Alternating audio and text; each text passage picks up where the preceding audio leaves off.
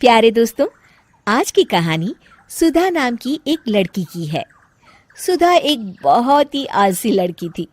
घर के काम करना तो दूर, वो एक गिलास पानी के लिए भी अपनी माँ पर निर्भर थी। अरे अब उठ भी जा नालायक, 10 बजे तक सोती रहती है। अरे कुछ तो घरेलू लड़कियों वाले लक्षण दिखा। सोने दो ना माँ, क्यों परेशान कर रही हो?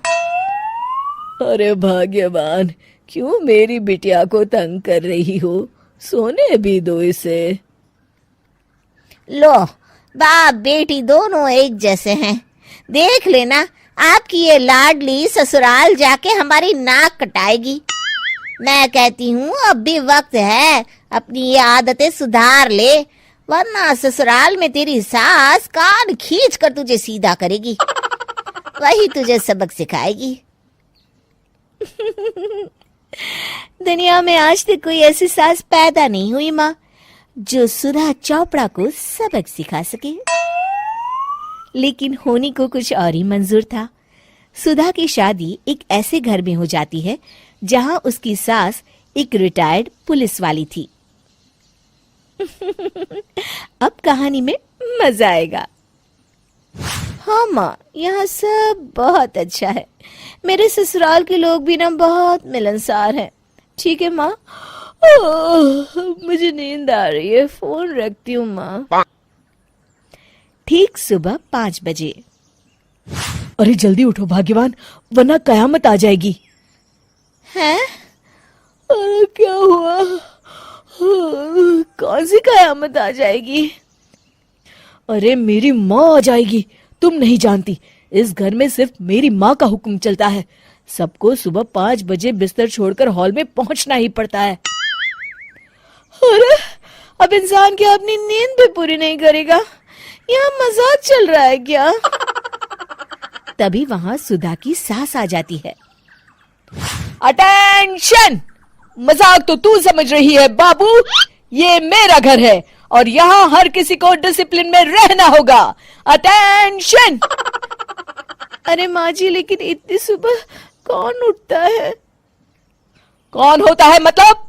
हम सभी उठते हैं, रोज उठते हैं, और अब से तुझे भी उठना पड़ेगा।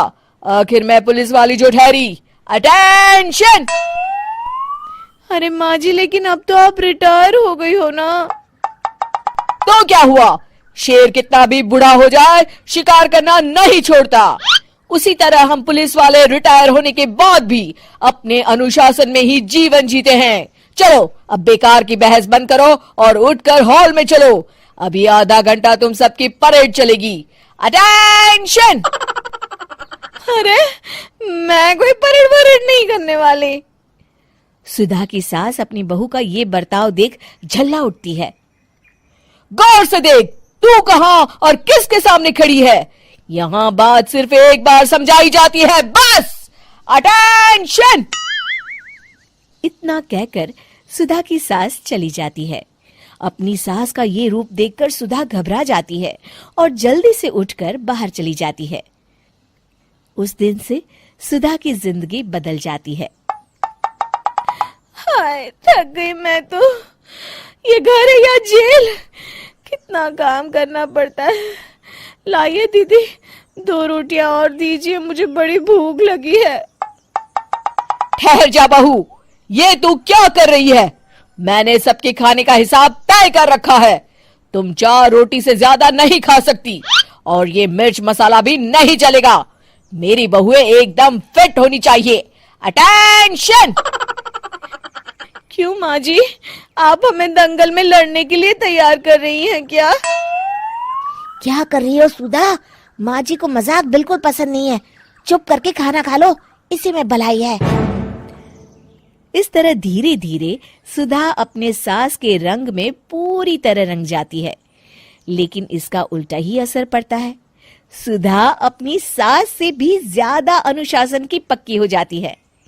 सुधा की सास तो सबको 5 बजे उठाती थी, लेकिन सुधा सबको 4 बजे ही उठा देती थी। दूसरी तरफ सुधा की सास की उम्र भी हो चलती है। माँ जी, आजकल आप सुबह उठने में बहुत आनाकानी करती हैं। मुझे ये सब बिल्कुल पसंद नहीं है। अरे बहू, मैं तेरे हाथ जोड़ती हूँ, भगवान के लिए अब मुझे छोड़ दे। इतने सवेरे उठना और कसरत करना अब मेरे बस की बात नहीं है। माँ जी, आप मैदान छोड़ के भाग रही हैं। आप तो पुलिस वाली हैं। अटेंशन। अरे अब कहाँ की पुलिस वाली, अब तो मैं रिटायर हो चुकी हूँ। बस बहुत हो गया, अब तुम सब जैसे चाहे वैसे जिंदगी जियो और मुझे भी जीने दो। अपनी सास को गिड़गिड़ाते देख सुधा मन ही मन मुस्कुराती है। इस तरह उस दिन के बाद से सुधा के ससुराल वाले एक सामान्य जीवन जीने लगते हैं।